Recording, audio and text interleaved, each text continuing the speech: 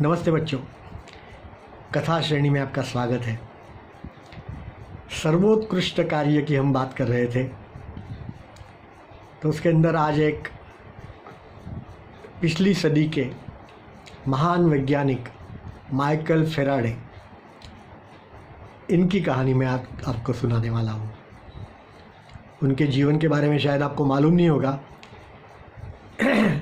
तो वो माइकल का जो परिवार था वो बहुत गरीब था। मैंने जब माइकल छोटा था तब की बात कर रहा हूँ। तो परिवार के जो सदस्य थे उनकी आमदनी इतनी कम थी कि परिवार के हर एक सदस्य को पूरे एक हफ्ते के लिए, एक सप्ताह के लिए, मैंने 7 दिन के लिए एक डबल ब्रेड, पाव ब्रेड मिलता है ना, वो ब्रेड डबल ब्रेड होता है। मैंने उसका एक लोफ मानो ऐसा इतना बड़ा है तो ऐसे डबल उसको बना करके देते थे। तो माइकल जो है वो उसके 14 हिस्से काट करके, टुकड़े काट करके रखता था और सुबह शाम एक एक दिन एक एक हिस्सा खाता था। इतनी गरीबी थी, मैंने पेट तो कभी पूरा भरता ही नहीं था। उस गरीबी से मैं बाहर निकलने के लिए माइकल ने न्यूज़पेपर बांटने का काम शुरू किया। आपके घर पे भी न्यूज़पेपर बांटने के लिए कोई आता होगा सुबह। तो वो लोग इन काम इतना अच्छी तरह से उन्होंने किया कि जिस बुक स्टॉल पे ये न्यूज़पेपर का काम करते थे, लेने के लिए जाते थे, उसका मालिक उनसे खुश हुआ और उसने कहा कि तुम न्यूज़पेपर बांटने मत जाओ अब से, उसके बदले अब तुम यहाँ स्टॉल में रहो, बुक स्टॉल में रहो। तो माइकल को तो अच्छा लगा, क्योंकि उनको तो पढ़ाई में बहुत रुचि थी।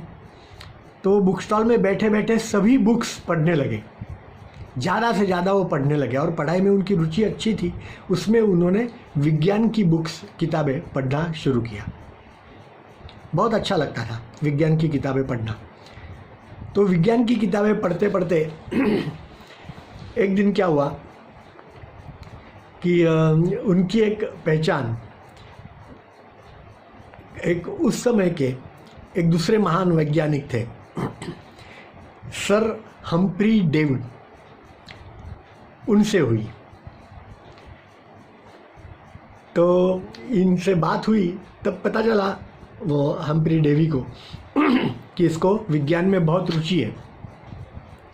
तो इसलिए उन्होंने क्या किया कि ठीक है, तुम मेरी लैबोरेटरी में सफाई काम करने के लिए आओ। तो माइकल जो है वो हम्फ्री डेवी जो थे उनके लैबोरेटरी में, प्रयोगशाला में साफ सफाई का काम करने के लिए जाने लगा। वो प्रयोगशाला में जाता था, वो क्या सिर्फ साफ सफाई करने वाला था? उसको तो प्रयोग में, विज्ञान में बहुत रुचि थी। और ऐसे ही हुआ, धीरे धीरे धीरे वो सब सीखता गया और वो सर हम्फ्री डेवी जो थे उनका असिस्टेंट बन गया। मैंने बिना स्कूल गए। कैसे? उच्चतम लक्ष्य, मुझे वैज्ञानिक बनना है, सख्त परिश्रम, उसके लिए जो काम मुझे करना पड़ेगा मैं करूंगा, और निरंतर सतत ये करना है मुझे। तो ऐसा करते करते वो उनके साथ रह करके और बहुत बड़े वैज्ञानिक बन गए। उनका प्रखर अंतर्ज्ञान तो था ही, लेकिन कठिन परिश्रम भी उन्होंने किया और उनका उद्यम, ये सारा करने से उन्होंने कभी पीछे मुड़ करके नहीं देखा और बहुत सारे आविष्कार किए जिनका नाम सदा के लिए उनका अमर हो गया।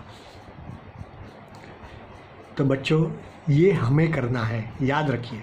हम भी ऐसा बन सकते हैं, कर सकते हैं। करेंगे ना आप? धन्यवाद।